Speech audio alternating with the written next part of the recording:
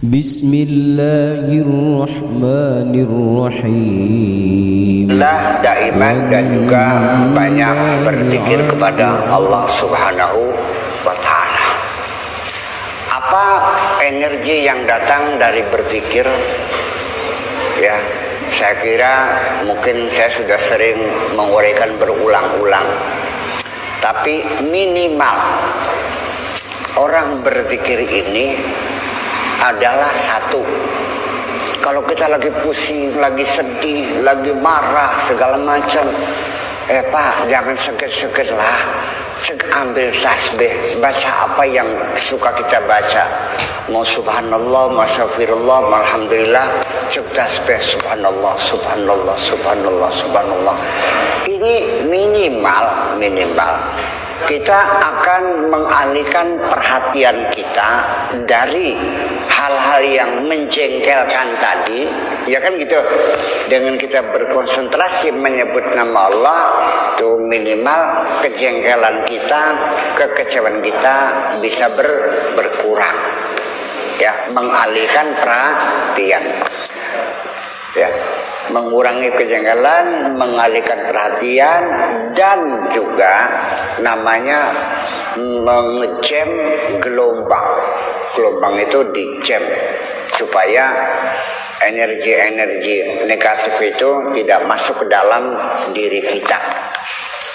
Gimana sih jam itu? Artinya ditembakkan di udara supaya gelombang itu jangan masuk. Mungkin bapak-bapak yang sudah seusia dengan saya mungkin masih ingat dulu waktu Indonesia berkonfrontasi dengan Malaysia, ingat kan?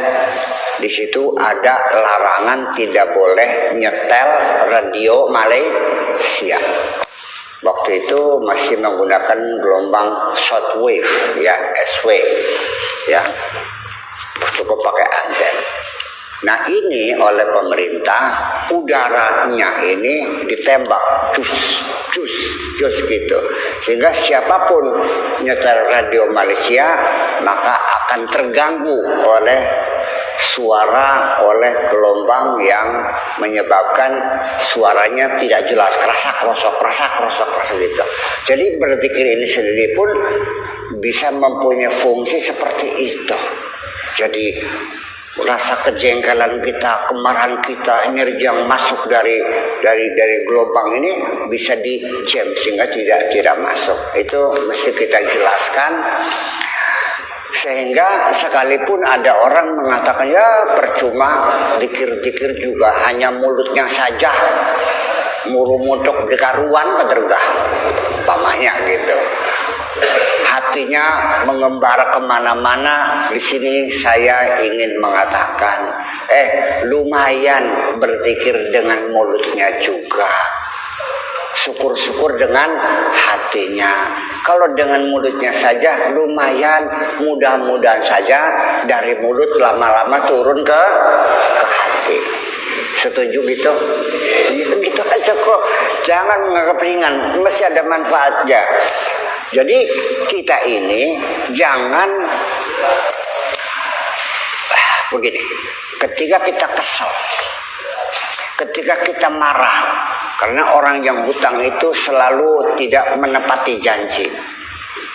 Bilang mau utang besok, datang lagi besok lagi, datang lagi. Kesel nggak? Mengganggu nggak jiwa kita? Terganggu, kita kesel. Kadang-kadang kita menuruti, ya, kita kadang-kadang mengikuti emosi kita ini. Akhirnya pulang ke rumah, pintu tidak diketuk, tapi dijejok dengan kakinya. Terjadi nggak begitu? Istri yang tidak bersalah tampar juga. Ngapain begitu?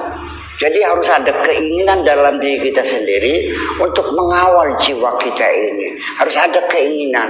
Aku ingin bahagia, aku ingin damai. Paham nggak, Pak? Nah, itulah salah satunya, ambil Al-Quran, baca dong. Gitu.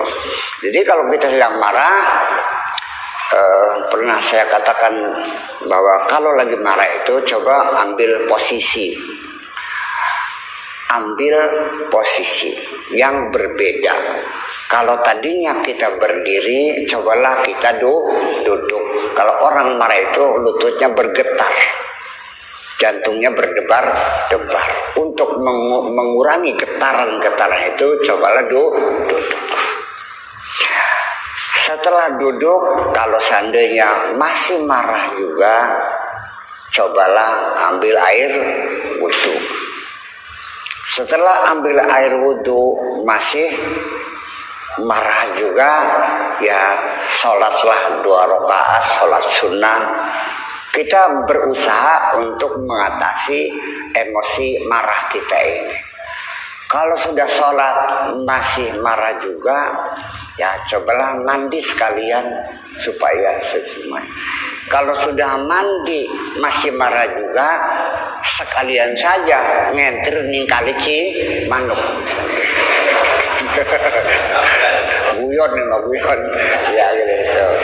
Nah, kalau itu masih marah, ini ambil Al-Quran, baca, ya. Alaika biqiraatil Quran mutadabbiran, ya.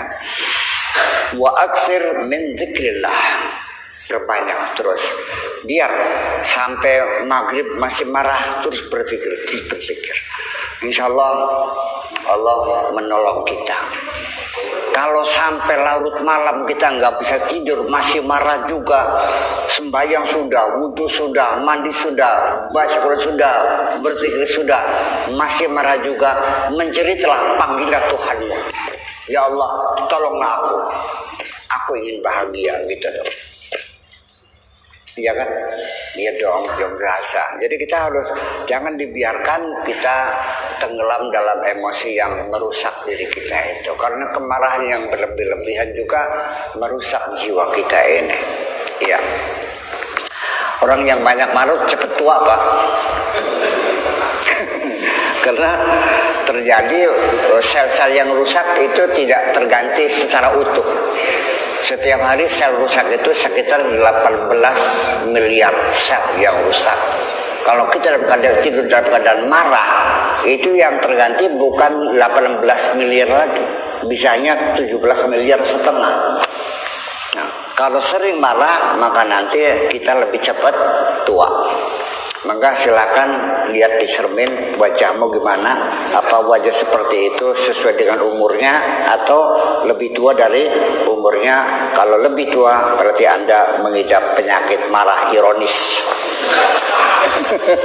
Segera belajar untuk mendamaikan hati kita itu. Itulah.